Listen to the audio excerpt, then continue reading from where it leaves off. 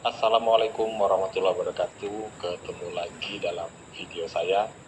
Kali ini saya ingin coba memberikan gambaran sedikit atau simulasi bagaimana proses pemungutan dan penghitungan suara di TPS nanti tanggal 14 Februari 2024. Kalau kita lihat denah pemungutan suaranya seperti ini. Ini gambaran bagi teman-teman KPPS. Nanti dalam membuat TPS perlu diperhatikan tata letaknya. Kalau ukuran standarnya 8 kali 10 meter. Kemudian di sini ada papan pengumuman, ada 2, untuk menempelkan daftar pemilih, kemudian untuk menempelkan pengumuman pasangan calon, kemudian daftar calon tetap mulai dari DPR RI, DPD RI, DPRD provinsi dan kabupaten kota. Kemudian nanti juga disiapkan papan untuk penghitungan suara. Kemudian tata letaknya seperti ini. Ketua KPPS ada di meja di sini bersama didampingi oleh KPPS 2 dan KPPS 3. Kemudian KPPS 4 dia duduk di meja di depan pintu masuk. Dia yang melayani pertama pemilih ketika datang. Kemudian di sebelahnya KPPS 5, kemudian KPPS 6 dia berada di sini. Dia yang mengarahkan atau membimbing pemilih memasukkan surat suara ke dalam kotak suara. Nah, di sini ada bilik suara, ada 4. Kemudian di sini ada kursi tempat duduk pemilih menunggu antrian untuk dipanggil ketua KPPS. Kemudian di sini ada saksi-saksi berdiri di sini, kemudian duduk, disiapkan tempat duduk. Kemudian ada pengawas TPS. Kemudian KPPS 7 berada di sini, dia yang memberikan tanda tinta kepada pemilih yang sudah menggunakan hak pilihnya. Kemudian pengawas petugas ketertiban ada 2, dia bertugas di pintu masuk, kemudian di pintu keluar. Kemudian untuk pemantau pemilu, dia berada di posisi luar TPS. Sebagai gambarannya, kita simulasikan secara sederhana pemilih masuk di sini. Petugas ketertiban ini menertibkan atau mengarahkan atau meminta pemilih yang akan masuk ke dalam TPS untuk mempersiapkan C pemberitahuan atau A pindah memilih serta KTP elektronik atau suketnya. Setelah itu dia masuk, dilayani pertama oleh KPPS 4. KPPS 4 ini meminta pemilih menunjukkan jarinya dulu, apakah ada tanda tinta sebagai tanda sudah menggunakan hak pilih apa tidak. Jadi pemilih diminta untuk menunjukkan jari-jarinya untuk memastikan dia belum menggunakan hak pilih. Kemudian KPPS 4 dia meminta pemilih menyerahkan C pemberitahuan atau A pindah memilihnya kepada pemilih. Kemudian menunjukkan KTP elektroniknya. Nah, disesuaikan, dicocokkan apakah C daftar C pemberitahuannya sama dengan KTP elektronik yang dibawa. Kalau sama, kemudian dicocokkan juga dengan A daftar pemilih yang dipegang oleh KPPS 4. Nah, KPPS 4 ini dia memegang daftar pemilih yang informasi identitasnya lengkap, ada NIK, sehingga nanti proses pemeriksaannya, kesesuaiannya bisa dilakukan mulai dari nama, NIK dan sebagainya. Apakah sama antara C pemberitahuan dengan KTP elektronik dengan A daftar pemilih. Kalau sudah cocok, maka pemilih diarahkan ke KPPS 5 untuk menandatangani daftar hadir. Apakah dia pemilih DPT, apakah dia pemilih DPTB atau pemilih pindah atau DPK di jam 12 sampai jam 1.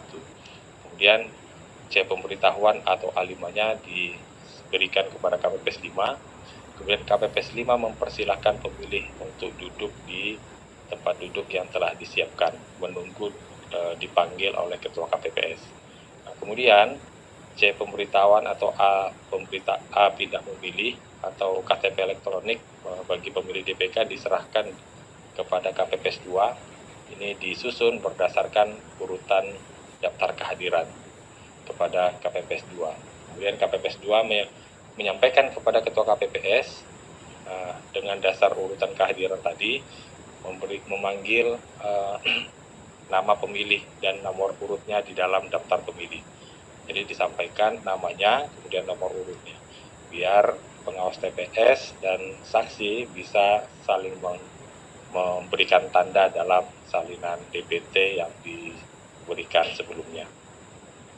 Kemudian dipanggil, Ketua KPPS memberikan surat suara sesuai dengan jumlah haknya. Kalau dia pemilih DPT, dia berhak mendapatkan 5 surat suara. Kalau dia pemilih DPK, berhak mendapatkan 5 surat suara. Kemudian kalau dia pemilih DPTB atau pemilih pindah, tergantung dari dia pindah dari daerah pemilihan mana.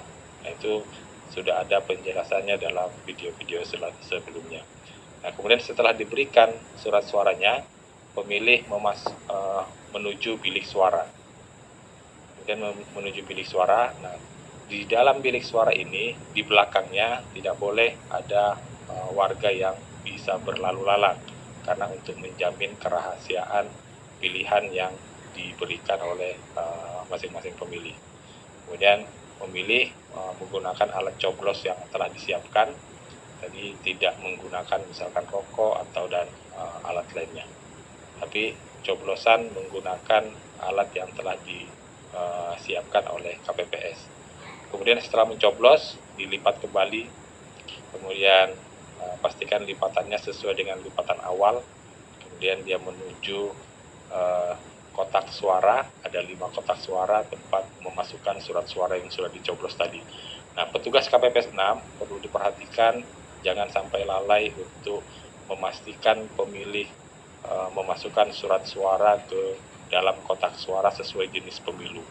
Jadi jangan sampai surat suara presiden justru masuk ke kotak suara DPD atau DPR atau lainnya, atau sebaliknya. Jadi KPPS 6 ini harus memastikan, dan juga perlu diperhatikan surat suaranya itu tidak menempel dalam satu lipatan, sehingga nanti pemilih mengira itu satu surat suara, sementara ada surat suara yang menyelip di dalam lipatan surat suara lainnya, sehingga dimasukkan dan ternyata ada 2 di dalamnya. Sudah pasti surat suaranya itu akan tidak sesuai dimasukkan di dalam kotak suara sesuai jenis pemilu. Nah, setelah selesai, pemilih menuju meja tinta yang nanti diarahkan oleh KPPS 7 untuk diberikan tanda tinta di jari, dan harus mengenai kuku agar tanda telah memilih itu tidak mudah hilang. Nah, setelah itu menuju pintu keluar.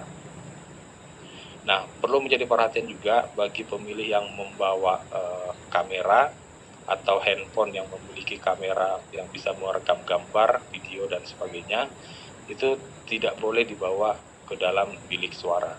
Jadi Ketua KPPS, kalau ada yang melihat pemilih membawa HP, jadi disimpan dulu.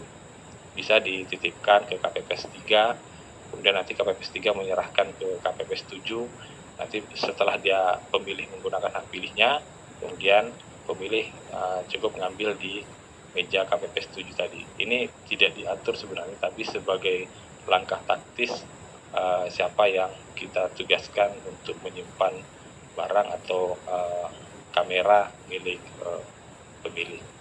Itu gambaran tentang bagaimana proses pemungutan suara di TPS nanti. Nah, setelah selesai pemungutan suara, kita masuk ke tata letak penghitungan suara. Nah, penghitungan suara ini tata letaknya seperti ini. Di sini ada Ketua KPPS, di sini ada kotak suara 5 jenis pemilu, sini KPPS 2, kemudian yang bertugas menulis perolehan suara dalam bentuk tally, KPPS 3 dan KPPS 4. Kemudian KPPS 5 nanti posisinya di sini bersama dengan KPPS 6 dan 7. Kemudian saksi-saksi ada di sini, dan di sampingnya ada pengawas TPS. Petugas ketertiban tetap bertugas di pintu masuk dan pintu keluar. Dan masyarakat atau pemantau bisa menyaksikan proses penghitungan suara di luar TPS. Jadi tidak boleh masuk ke dalam lokasi TPS. Bagaimana aplikasi proses penghitungan suara nanti? Ini saya coba susun sederhana bagaimana bisa teraplikasikan. Jadi disiapkan meja di sini, nanti satu persatu kotak suara dibuka di depan saksi, kemudian dituangkan seluruh surat suara yang ada di dalam kotak, kemudian dihitung. Setelah nanti dicocokkan sesuai apa tidak dengan daftar hadirnya, sudah clear, proses penghitungan dimulai. Nah, proses penghitungan ini nanti KPPS 2 mengambil surat suara lembar per lembar yang sudah ada di meja dan dibuka secara perlahan, jangan sampai rusak atau sobek. Kemudian surat suara yang dalam kondisi terbuka tadi diserahkan kepada KPPS 1 atau ketua KPPS. Ketua KPPS yang memeriksa tanda coblosnya di mana dan menyatakan sah atau tidak sah. Jadi misalkan paslon sekian, nomor sekian sah, atau surat suara tidak sah karena apa, disebutkan penyebab suara tidak sahnya. Disampaikan, diumumkan kepada saksi dan pengawas TPS dan masyarakat yang hadir di luar TPS. Nah, setelah diumumkan, surat suara tadi langsung diberikan kepada KPPS 5 untuk melipat kembali. Jadi KPPS 5 melipat surat suara yang sudah dibacakan tadi, kemudian diserahkan kepada KPPS 6 dan KPPS 7 untuk mengelompokkan. Jadi masing-masing surat suara sah untuk pasangan calon atau partai politik atau calon DPD itu dikelompokkan masing-masing sesuai dengan peserta pemilunya. Juga mengelompokkan surat suara yang tidak sah masing-masing jenis pemilu, diikat dalam karet. Kalau surat suara presiden diikat dalam hitungan 25 per 25 diikat karet. Kalau surat suara DPD, DPR RI sampai kabupaten kota diikat per 25 surat suara. Itu bagaimana pengaplikasian proses penghitungan suara, atau bisa seperti ini. Jadi ada meja tadi, posisinya kurang lebih meja agak di belakang. Jadi surat suara yang sudah ada di meja tadi nanti KPPS 2 mengambil, membuka secara perlahan, kemudian menyerahkan kepada ketua KPPS. Ketua KPPS mengumumkan hasil pencoblosan sah untuk siapa atau tidak sah karena apa. Nah, nanti setelah dibacakan surat suara yang dalam kondisi terbuka tadi itu yang sudah dibacakan diserahkan kepada KPPS 5, kemudian KPPS 5 melipat kembali, kemudian surat suaranya diserahkan kepada KPPS 6 dan KPPS 7 untuk mengklasifikasikan atau mengelompokkan berdasarkan suara sah masing-masing peserta pemilu dan masing-masing suara tidak sah.